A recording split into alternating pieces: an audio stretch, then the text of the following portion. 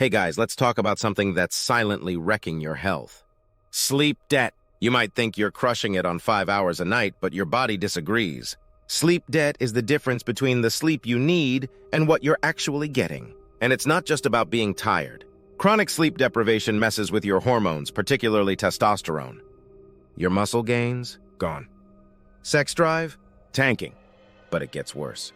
Your risk for heart disease, diabetes, and even certain cancers skyrockets. Think you can catch up on weekends? Think again. Sleep debt accumulates like credit card debt. It's hard to pay off. Your reaction time suffers, making you a hazard on the road. Your memory and decision-making take a hit too. So what's the fix? Consistency is key. Aim for 7-9 hours every night. Create a wind-down routine, ditch the screens before bed, and make your bedroom a sleep sanctuary.